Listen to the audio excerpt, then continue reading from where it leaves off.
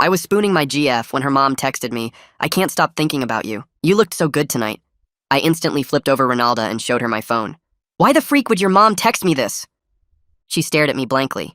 "What? Text you asking about your favorite soda?" I looked back at my screen and that's when I saw it. Her mom had already deleted the text. Ronalda touched my forehead like she was checking for a fever, her eyes all concerned. "Babe, are you feeling okay? You look pale." The thing was, I knew what I saw. Those words were burned into my brain. "Can't stop thinking about you." Before I could explain again, her mom walked into the apartment with her spare key, carrying groceries like this was completely normal. "Oh good, you're both here.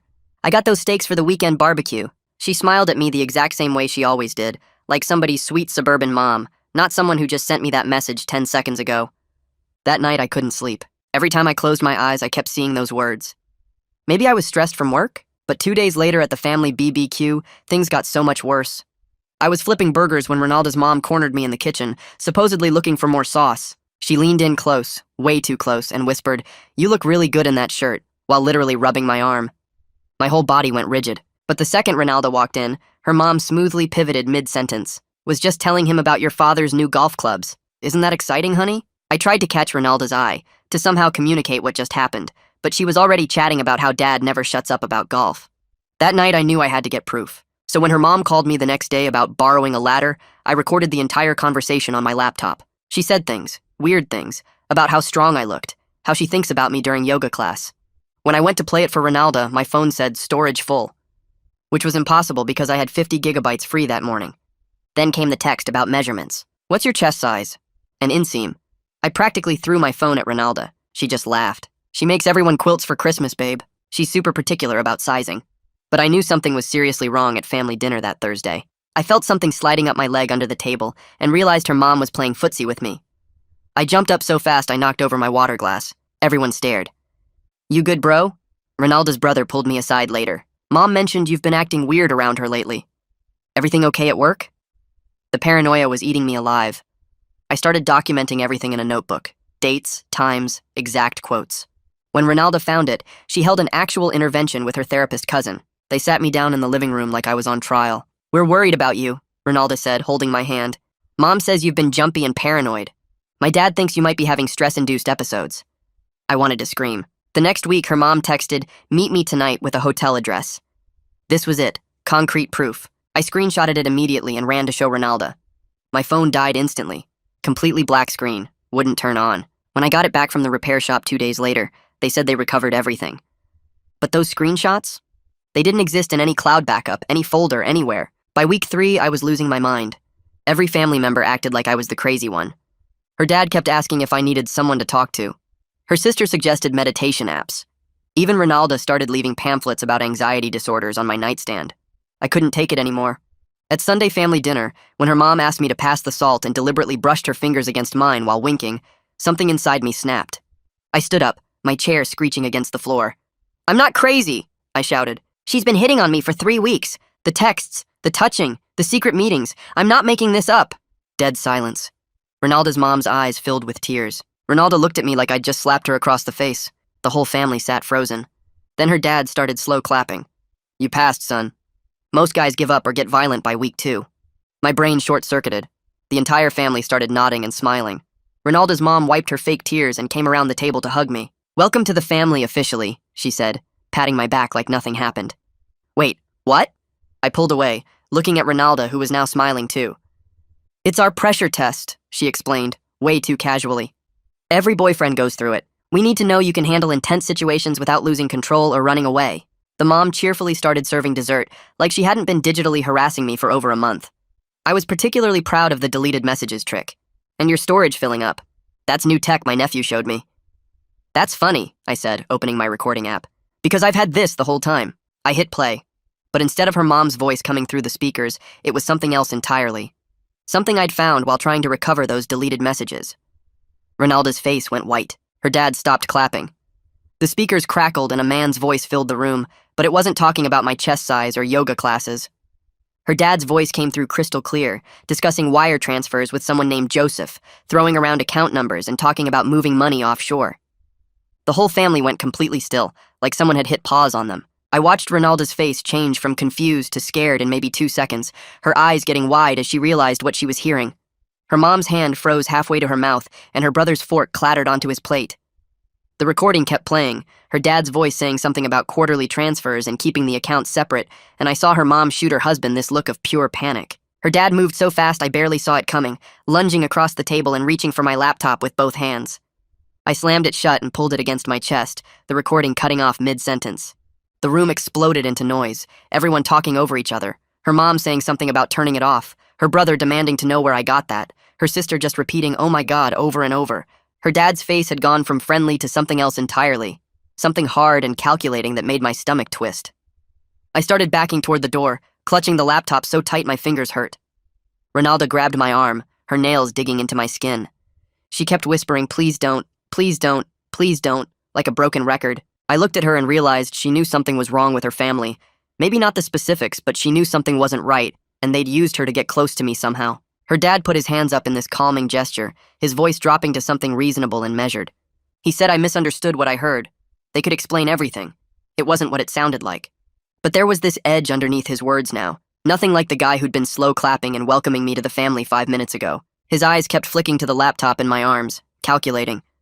I told them I was leaving and taking my laptop with me, my voice coming out steadier than I felt. Ronalda's brother stood up from the table and moved toward the door, positioning himself between me and the exit. That's when I knew for sure the whole boyfriend test story was complete garbage, made up on the spot when I played that recording. They weren't testing me. They were covering something up and I'd accidentally recorded evidence of whatever they were hiding. Ronalda looked from me to her brother and back again, and I saw the exact moment she put it together.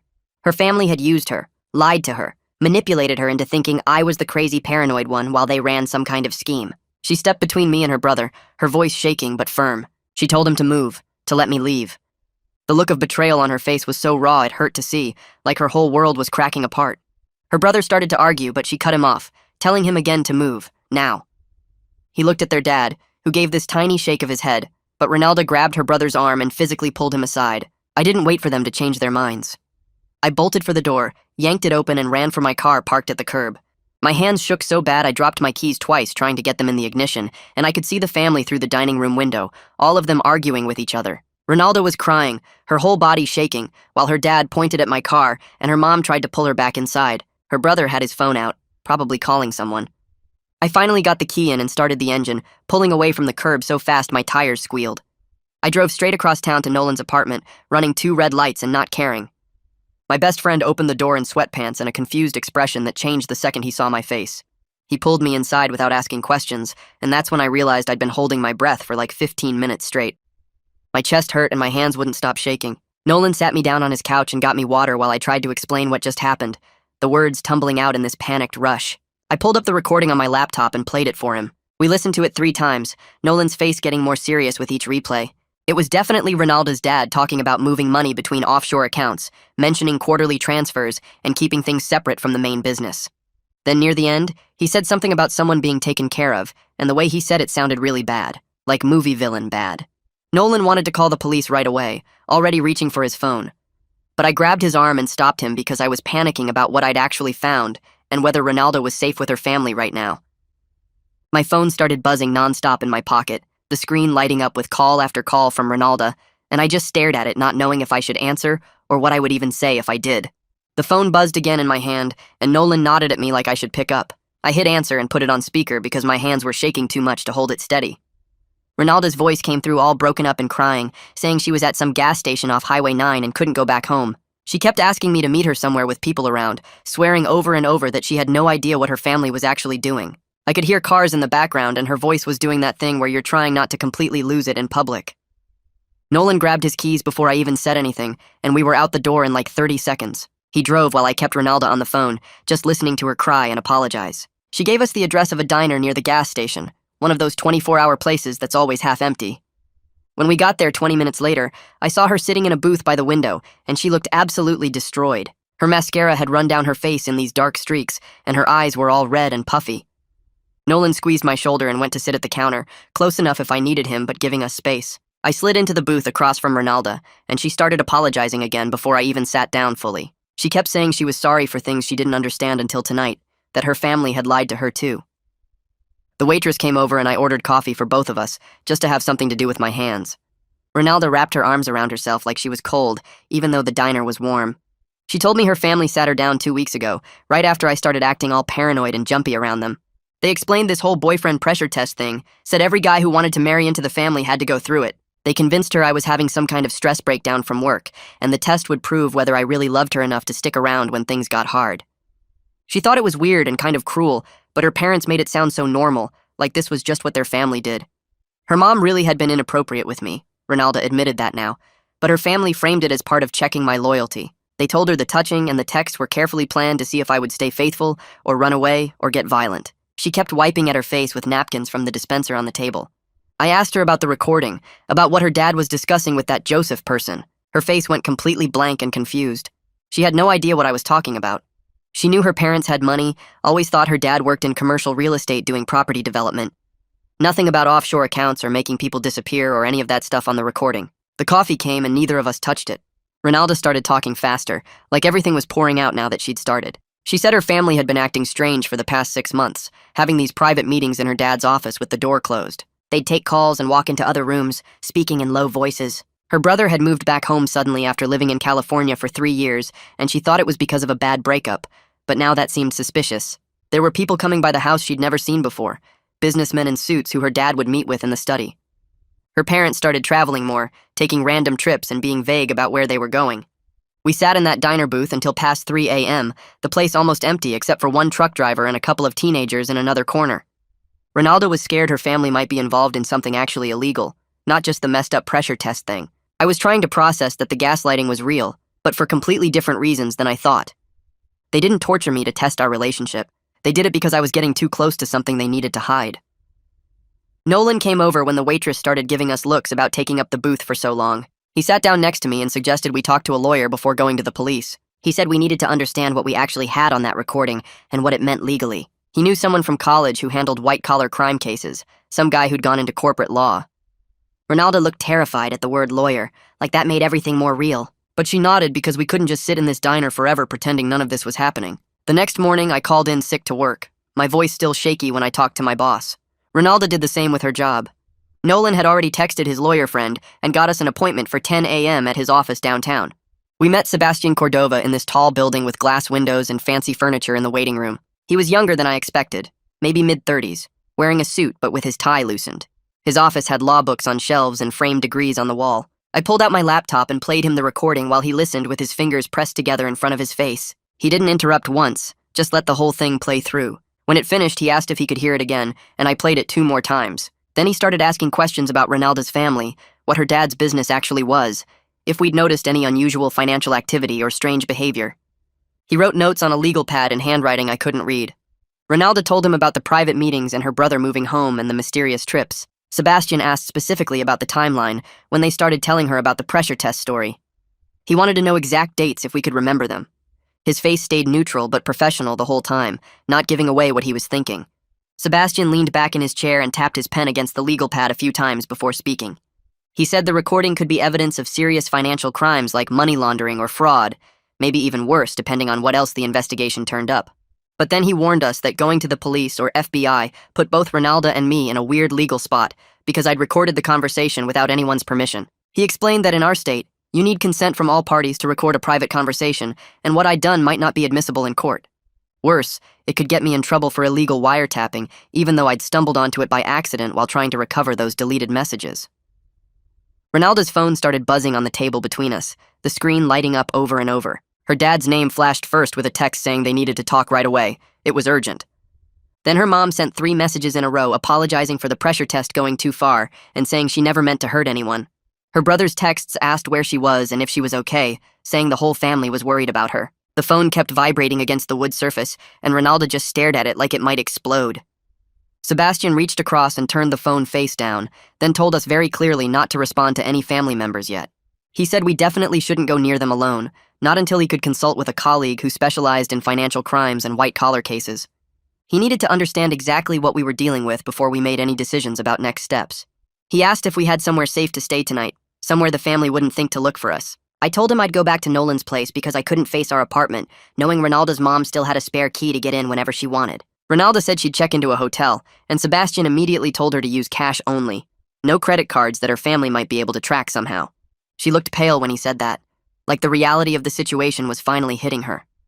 We left his office around noon and split up on the sidewalk outside the building. Ronaldo went to find a hotel while I drove to Nolan's apartment across town, my hands shaking on the steering wheel the whole way. Nolan was home working remotely and let me in without asking questions, just pointed to his couch and said I could crash as long as I needed. I sat there refreshing my email every few minutes, waiting to hear back from Sebastian. That afternoon around 4, my phone rang with Sebastian's number. I answered on the first ring, and he said his colleague had reviewed the recording and done some research. The account numbers mentioned in the conversation matched ones connected to a federal investigation into real estate fraud from about 2 years ago. There was also a name referenced in the recording, someone called Joseph, who was apparently a person of interest in that same investigation. Sebastian's voice got more serious as he explained what his colleague thought was happening. Ronaldo's family might be involved in a mortgage fraud scheme where they bought and flipped properties using fake buyers and inflated appraisals to fool the banks. The offshore accounts mentioned in the recording suggested they were hiding money from the IRS, moving it around to avoid taxes and make it harder to trace. His colleague estimated they could be talking about millions of dollars based on the account numbers and transaction amounts referenced in that conversation. Sebastian said we had a decision to make, and he wanted us to think carefully before choosing. We could either go to the FBI with the recording and potentially help them build a case against Ronaldo's family, or we could stay completely out of it and pretend we never heard anything. But he warned that if the family knew I had this recording, staying silent might not actually keep us safe. They might see us as a threat that needed to be dealt with somehow. I was still processing all of this when my phone buzzed with a call from Ronaldo. She was crying so hard I could barely understand her at first. She said her family had somehow found her hotel and showed up in the lobby about 20 minutes ago. They didn't threaten her or make a scene, just insisted she come home with them so they could all talk and work this out as a family. She'd locked herself in her room and told the front desk not to let anyone up, but she was scared about how they'd tracked her down when she'd paid cash and used a fake name at check-in. I put her on speaker so Sebastian could hear, and he immediately said this confirmed the family was tracking her somehow. He told her to turn off her phone completely right now, not just airplane mode, but actually powered off. He said she needed to leave that hotel immediately and go somewhere they couldn't predict. Maybe Nolan's place with me or another friend's house they didn't know about. Ronaldo's voice was shaking as she agreed and said she'd pack up and leave in the next 5 minutes. After we hung up, I sat on Nolan's couch feeling like my brain was short-circuiting from information overload. My phone buzzed again, and I nearly jumped out of my skin before seeing it was just a text from Mackenzie at work. She was asking if I was okay because my boss had noticed my sudden absence and was getting worried about me. I stared at that message and realized I couldn't just hide at Nolan's place forever pretending none of this was happening. Eventually, I'd have to go back to work, back to normal life, and I had no idea what happened when Ronaldo's family was still out there knowing I had evidence that could send them to prison. Ronaldo showed up at Nolan's door about 30 minutes later with a backpack and red eyes from crying. She didn't say anything when I opened the door, just walked past me and sat on the couch looking completely drained. Nolan made coffee for all 3 of us, and we sat there in his living room until almost 2 in the morning talking through everything that had happened. I kept playing parts of the recording on my laptop, listening to her dad's voice discussing wire transfers and account numbers with this Joseph person. Ronaldo couldn't stop shaking her head like she was trying to make it all make sense, but couldn't. Nolan asked the practical questions about what we should do next and whether her family would actually try to hurt us or just wanted to scare us into staying quiet. I didn't have good answers because I honestly had no idea what we were dealing with or how dangerous these people actually were. The recording kept playing in my head even after we turned off the laptop, those words about moving money and taking care of problems looping over and over until I felt sick. We finally went to sleep around 3, Ronaldo on the couch and me on an air mattress on Nolan's floor. But I barely slept because every sound made me think her family had found us. My phone buzzed at 7 in the morning, and I nearly jumped out of my skin before seeing it was Sebastian calling. His voice sounded different from yesterday, more urgent and focused. He told me his colleague had contacted a federal prosecutor he'd worked with before on financial crimes cases. The prosecutor listened to a copy of my recording and was extremely interested in talking to us as soon as possible. But Sebastian warned that meeting with federal prosecutors meant we were potentially agreeing to testify in court if this went to trial. I put him on speaker so Ronaldo could hear and watched her face go pale when he explained what cooperation with federal authorities would actually mean. She started crying before he even finished talking, these quiet tears that just rolled down her face while she stared at the floor.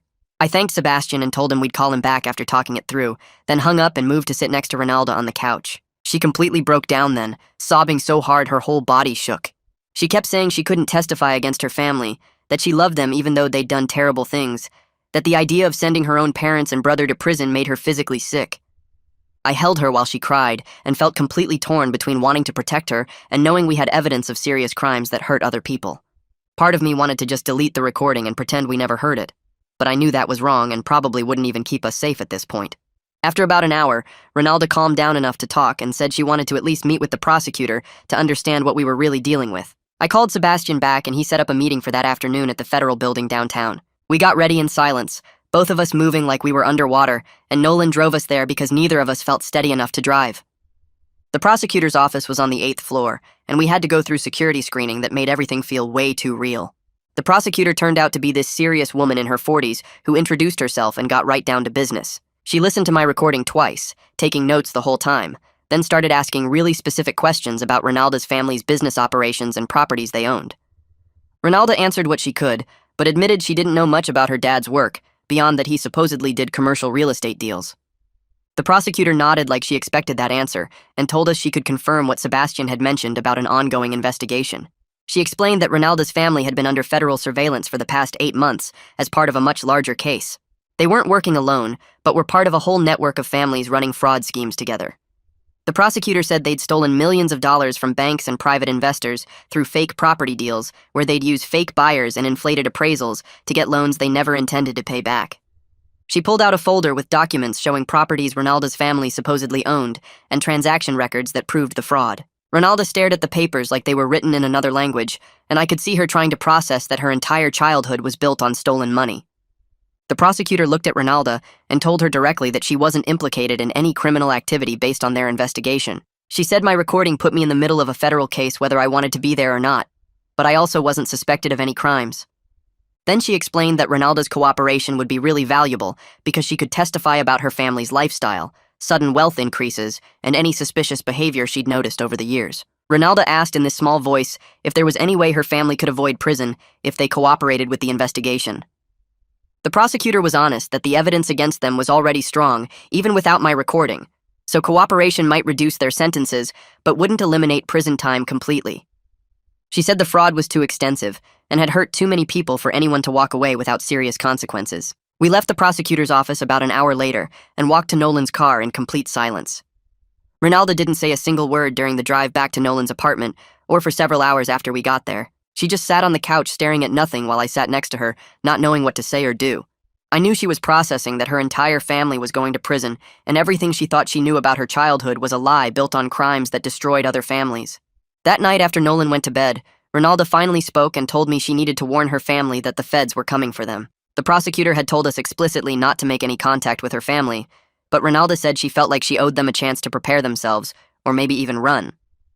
I understood why she felt conflicted because these were still her parents and brother despite everything they'd done, but I reminded her that her family had gaslit me for weeks and made me think I was losing my mind.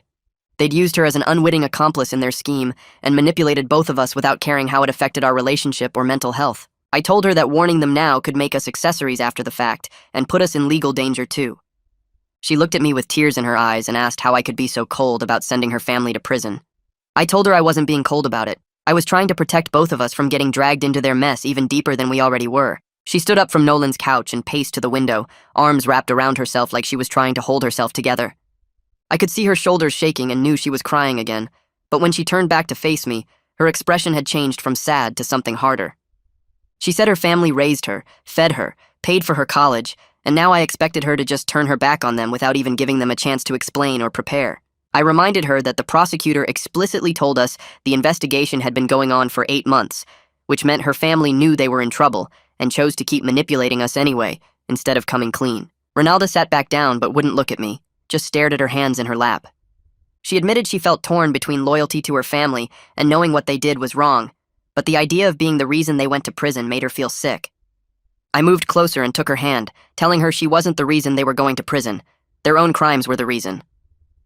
We sat there in Nolan's living room until almost midnight, going in circles about family loyalty versus doing what was right. She kept saying things like they were still her parents, and she couldn't just abandon them, while I kept pointing out that they'd abandoned any right to her loyalty when they used her as a pawn in their criminal scheme. Eventually, Nolan came out of his bedroom in his pajamas and made us both tea, sitting with us while we hashed it out. He told Ronalda that he understood family loyalty, but reminded her that her family had been willing to destroy her relationship and my mental health to protect themselves. That seemed to hit her harder than anything I'd said, and she finally nodded and agreed not to warn them. The next morning, my phone rang at 6:30, and I saw it was the prosecutor calling. She told me to turn on the news, and I grabbed the remote while Ronaldo stumbled out of Nolan's guest room looking confused. The local news was showing live footage of FBI agents in windbreakers executing search warrants at a big house I recognized as Ronaldo's family home. Ronaldo gasped and grabbed my arm, her fingernails digging in as we watched agents carrying boxes out of the house. The news anchor was saying something about a major real estate fraud investigation, and then the camera cut to another location showing more agents at an office building downtown. Ronaldo's dad was led out in handcuffs, his face blank like he'd known this was coming. The prosecutor called back an hour later to give us more details, explaining that they'd arrested her dad and 2 uncles so far, with more arrests coming throughout the week. Ronaldo sat frozen on the couch watching the news coverage loop the same footage over and over, showing her childhood home swarming with federal agents. Over the next week, it felt like watching dominoes fall. Her mom got arrested on Tuesday, let out of a yoga studio in handcuffs while other students stared. Her brother got picked up on Thursday morning at his apartment. 2 more uncles I'd only met once got arrested on Friday. The charges kept piling up with each arrest: conspiracy to commit wire fraud, money laundering, bank fraud, making false statements to financial institutions. The news kept calling it one of the largest real estate fraud schemes in state history, saying the family and their associates had stolen millions through fake property deals and inflated appraisals. I saw our apartment building on TV during one news segment, and reporters were trying to interview neighbors about Ronaldo's family. One neighbor told the camera that the family always seemed to have money, but nobody knew exactly what the dad did for work. Another neighbor said the mom drove a Mercedes and wore designer clothes, but claimed to be a stay-at-home parent. Ronaldo couldn't watch the coverage anymore after the 3rd day, just stayed in Nolan's guest room with the door closed. I brought her food, but she barely touched it, and I started getting seriously worried about her mental state. Nolan suggested we move her stuff from our apartment to his place temporarily, because media was camped outside our building trying to get interviews with anyone connected to the family.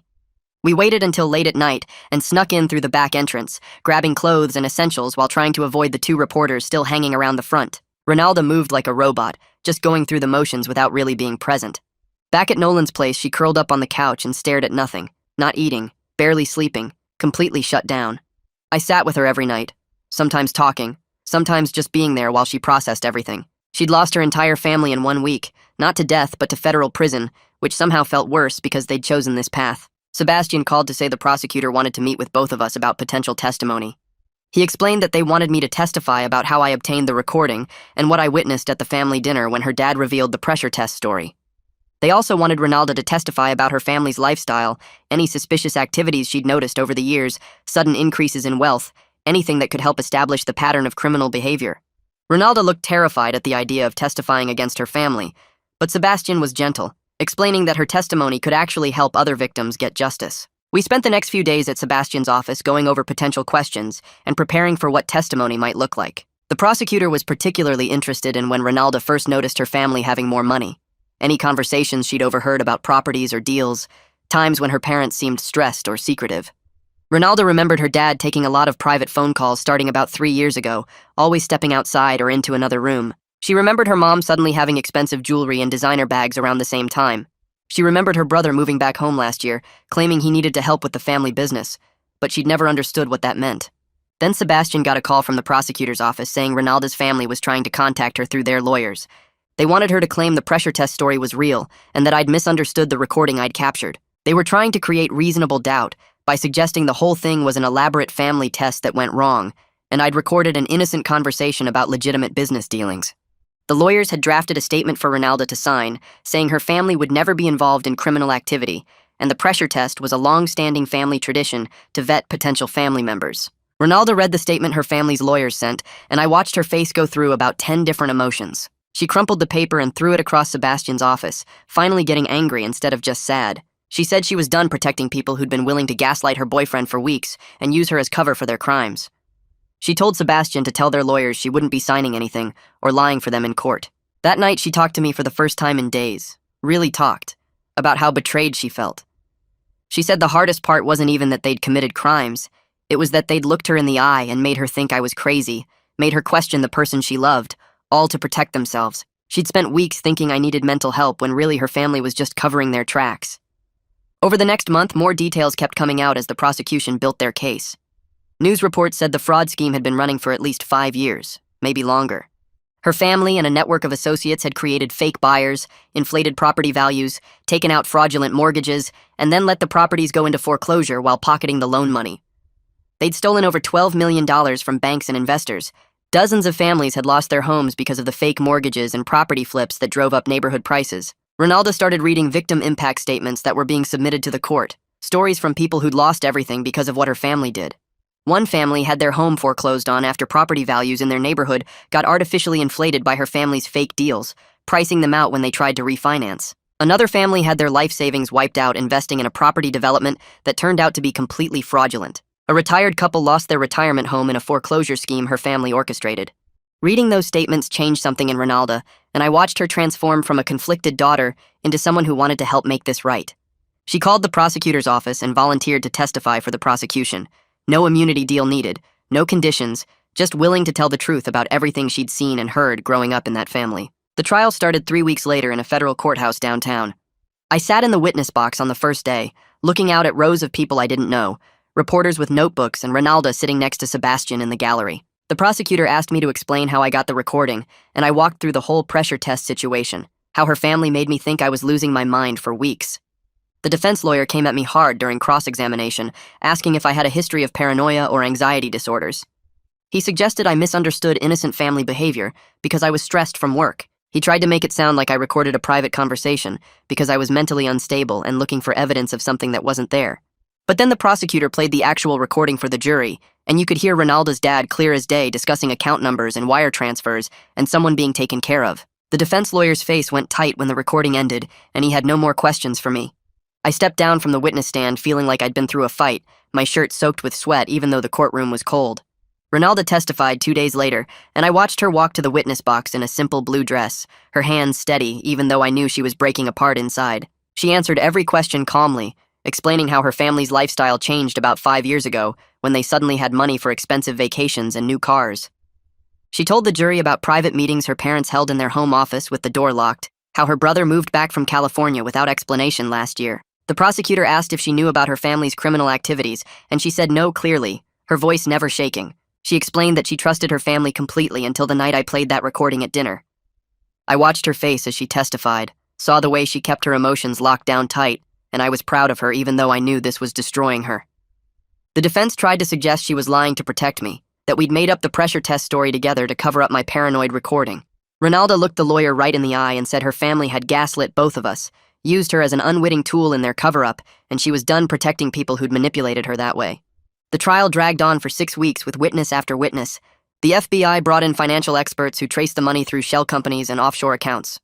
Other victims testified about losing their homes in foreclosure schemes her family orchestrated. A retired couple talked about their life savings disappearing in a fake property development. The evidence piled up day after day until there was no doubt about what her family had done or how many people they'd hurt. My recording was just one piece of a massive conspiracy that had been running for years. The jury deliberated for 2 days, and when they came back with guilty verdicts on all counts for all 5 family members, Ronaldo grabbed my hand so hard her nails dug into my palm. The judge scheduled sentencing for 2 months later, and we walked out of that courthouse into a crowd of reporters shouting questions. Ronaldo was quiet on the drive home, staring out the window, and I knew she was processing that her entire family was going to prison because of crimes they'd committed over years while she lived in their house completely unaware. The sentencing hearing happened on a cold morning in January. We sat in the same courtroom, but this time Ronaldo's family was there in orange jumpsuits, looking smaller somehow than they had during the trial. The judge went through each family member one by one, reading out their crimes and the damage they'd caused. He gave Ronaldo's parents 12 years each in federal prison, calling their actions a betrayal of public trust that destroyed innocent families and corrupted the real estate market. Her brother got 8 years because he'd been involved for a shorter time. The 2 uncles each got 10 years for their roles in the conspiracy. The judge's voice was hard when he talked about how they'd shown no remorse, how they'd tried to manipulate the legal system even after being caught. Ronaldo sat frozen next to me through all of it, barely breathing, and I kept my arm around her shoulders. When the marshals started leading her mom away in handcuffs, Ronaldo made this sound like something broke inside her chest. She stood up without meaning to, and I caught her before she fell. We ended up in the courthouse hallway with her sobbing against my shoulder while people walked past us. She kept saying she knew they deserved it. She knew what they'd done was terrible, but watching them get taken away to prison was harder than anything she'd imagined. I held her and didn't try to make it better because there was nothing I could say that would help. Her family had committed serious crimes and hurt a lot of people, and now they were paying for it. But that didn't make it easier for her to watch them disappear into the prison system for the next decade. The media attention started fading after about a month. Reporters stopped camping outside our building, and the news moved on to other stories. We finally went back to our apartment after Sebastian helped us change all the locks and make sure Ronaldo's family had no way to access our space anymore. Walking back into our home felt strange, like we were different people than the ones who'd lived there before all this happened. Ronalda spent the first week just cleaning everything, scrubbing surfaces that were already clean, like she could wash away what her family had done if she tried hard enough. She started seeing a therapist twice a week, someone who specialized in family trauma and betrayal. Her therapist helped her work through the guilt she felt about not knowing what her family was doing, about being used as a tool in their manipulation of me. Ronalda came home from sessions exhausted, but slowly she started accepting that she was a victim too, that her family had lied to her just as much as they'd lied to everyone else. She'd trusted the people who raised her, and they'd used that trust to hurt other people while keeping her in the dark. I kept going to my own therapist to deal with the paranoia that still hit me sometimes. I'd be at work and suddenly convince myself that something wasn't real, that I was missing some obvious truth everyone else could see. My therapist helped me rebuild trust in my own perceptions, worked with me on recognizing the difference between justified caution and the trauma response her family had created in me. We talked about the anger I still felt toward them for making me question my sanity, for putting Ronalda in the middle of their crimes, for destroying so many lives just to steal money. Some days were better than others, but I was learning to live with what had happened instead of letting it control me. Nolan became like family to both of us through all of it. We had dinner at his place every Wednesday night, and he'd cook these elaborate meals while telling stories that made us laugh for the first time in weeks. He joked that he'd earned honorary brother status through crisis management, that most friends don't have to help you survive federal investigations and family arrests. But the truth was, he'd been there when we needed someone, had let us crash at his place, and never made us feel like a burden. Ronalda started calling him her brother by choice, and Nolan pretended to be annoyed, but I could tell he was happy about it. We were building something new, a family made of people who chose each other instead of being stuck with blood relations that turned out to be criminals. Going back to work after everything felt weird at first, like everyone knew what happened and was watching me. Mackenzie from accounting started sitting with me at lunch, not asking questions about the trial but just talking about normal stuff like her cat and the new coffee shop downtown. She'd been the one who covered some of my projects when I was gone for court dates, and she never made me feel bad about it or asked for details I didn't want to share. Over the next few weeks, she helped me catch up on everything I'd missed, staying late to walk me through the new client management system and forwarding me emails that explained office changes. When people in the break room would get quiet as I walked in, Mackenzie would just start talking louder about something completely random until the awkwardness passed. She became the kind of friend I didn't know I needed, someone who helped me feel normal again instead of like the guy whose girlfriend's family went to prison. We started getting coffee before work, and she'd tell me about her dating disasters, which somehow made my own life feel less insane by comparison. She never treated me like I was fragile or broken, just like I was her coworker and friend who'd been through something tough. 6 months after the sentencing, Ronalda and I were sitting on our couch eating takeout, and I realized we were actually okay. Not perfect, not like nothing had happened, but genuinely okay in a way I hadn't expected after everything. We'd been through something that would have destroyed most relationships, watching her entire family get arrested and testifying in federal court and dealing with reporters camping outside our building. But we chose each other every single day, even when it would have been easier to walk away and start over with someone who didn't come with all that baggage. Ronalda was different now, more careful about trust, but also more sure of herself in ways she hadn't been before. She didn't apologize for her family anymore because she'd accepted that their choices weren't her responsibility. We had date nights where we didn't talk about the trial or her family or any of it, just watched movies and argued about pizza toppings like regular people. The therapist had told us that trauma either breaks couples apart or makes them stronger, and somehow we'd ended up in the second category. A letter came for Ronalda from some group called the Family Justice Network, asking if she'd be interested in volunteering with other people whose relatives had committed white-collar crimes. She stared at that letter for 3 days before finally calling them back. They paired her with a woman whose husband had run a Ponzi scheme, and Ronalda started meeting with her once a week at a coffee shop to just listen and share her own experience. She came home from those meetings exhausted but also lighter somehow, like helping someone else process their family's crimes was helping her process her own. The organization asked her to speak on a panel about being the family member left behind after financial crimes, and she said yes, even though public speaking scared her. I watched her stand up in front of 30 people and talk about the guilt and shame and anger she felt when she found out what her family had done. She told them about feeling like she should have known, should have seen the signs, and how she had to learn that being lied to didn't make her stupid or complicit. After the panel, 5 different people came up to her crying and thanking her for putting words to what they were feeling. She started volunteering every week, running support groups and helping people navigate the legal system and just being there for families who felt completely alone. My boss called me into his office on a random Tuesday, and I thought I was getting fired. Instead, he told me he was promoting me to senior account manager, saying he'd watched how I handled pressure during the trial and media attention, and knew I could handle anything the job threw at me. The promotion came with a decent raise in my own office, which felt surreal after spending months thinking my career was over because of the scandal. He said most people would have fallen apart or quit, but I'd kept showing up and doing good work even when my personal life was a nightmare. I thanked him and went back to my desk where Mackenzie was waiting with a cupcake she'd bought from the bakery downstairs. She'd somehow known about the promotion before I did because she was friends with the boss's assistant. That night, Ronaldo and I celebrated at the nice restaurant downtown, the one we'd been to on our first anniversary back when I had no idea her family was running a $12 million fraud scheme. I realized sitting there that I was actually proud of myself for getting through everything, for not breaking even when I felt like I was losing my mind. The whole experience had sucked in ways I couldn't fully describe, but it taught me I was tougher than I thought. We started talking about moving to a new city a few weeks after my promotion. Every time we left the apartment, we'd see places that reminded us of her family, or the trial, and the local news still occasionally ran stories about the fraud case. Ronaldo had been looking at graduate programs in social work, wanting to turn everything she'd learned into a career helping people. She got accepted to a program in a city 4 hours away, one where nobody knew our names or our story. We spent weekends driving there to look at apartments, walking through neighborhoods and imagining what it would be like to start completely fresh. I applied for jobs and got 3 interviews in 2 weeks, finally accepting an offer at a company that had no idea about my past. We gave notice at our jobs and our apartment, started packing up 3 years of life into boxes. Ronaldo donated most of her furniture because it had been gifts from her family, and she didn't want the reminders. We kept only what we'd bought together, the things that were ours and not connected to people who were now in federal prison. The decision to move felt like choosing ourselves and our future over the weight of everything that had happened. Nolan threw us a goodbye party on our last Saturday in town, ordering too much pizza, and setting up his apartment with decorations that said things like new adventures and fresh starts. Sebastian showed up with expensive wine and spent an hour telling lawyer stories that made everyone laugh. Mackenzie brought her boyfriend and gave me a card signed by everyone at work, including my boss who wrote that I'd be missed. The federal prosecutor even stopped by for 20 minutes, which was weird but also kind of nice.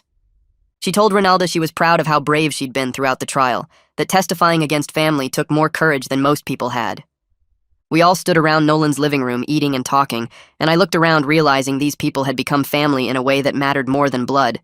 They'd shown up when things were terrible, had supported us through the worst months of our lives without asking for anything back. Nolan made a toast about how crisis shows you who your real friends are, and how he was glad the whole nightmare had brought us all closer together, even though he wished we'd met under better circumstances. We stayed until almost midnight, not wanting the night to end because it felt like closing a chapter we weren't quite ready to finish. Ronaldo and I got married 3 days before the moving truck came, just a quick ceremony at the courthouse with Nolan as our witness. We'd talked about having a big wedding someday, but decided we didn't want to wait. Didn't want our marriage to be about her family's absence or making some big statement. It was just us and Nolan and 2 friends from my work, standing in front of a judge who had no idea about our story. Ronaldo wore a simple blue dress she'd bought the day before, and I wore the same suit I'd worn to testify at her family's trial. The judge asked if we'd written our own vows, and we said no, just did the traditional ones about sickness and health and better or worse. We'd already been through the worst part, had chosen each other when it would have been easier to walk away, so the vows felt like just making official what we'd already proven. Nolan took photos on his phone, and we all went to lunch at the diner where Ronaldo and I had sat up until 3 a.m. that first night after playing the recording. Her family wasn't there, and never would be at any of our future celebrations, but she'd made peace with building a family based on choice instead of obligation. We were creating something new together, something that belonged only to us. Our new city felt different from the first day we arrived. Nobody recognized us at the grocery store or the coffee shop or anywhere we went. I started my new job and introduced myself without the weight of everyone knowing my story, just as a guy who'd moved for his wife's grad school program. Ronaldo began her classes and came home excited about theories of family systems and crisis intervention, finding purpose in studying how to help people through trauma. We both still had hard days where the memories hit us wrong, where I'd get paranoid about someone's intentions, or she'd cry about missing her mom despite everything. My therapist had warned us that healing wasn't linear, that we'd have setbacks and triggers and moments where it felt like we hadn't made any progress at all. But most days were good. We're about building a life based on honesty and trust, instead of secrets and manipulation. We made new friends who knew us as we were now, not as the couple from that fraud trial. Ronaldo joked one night while we were unpacking the last boxes that I'd passed the real relationship test, the one her family never intended when they started their pressure test scheme. We'd survived something that should have destroyed us and come out stronger, more sure of each other than ever. Our apartment filled up with new furniture and new memories, things that belonged only to us in this life we were building together.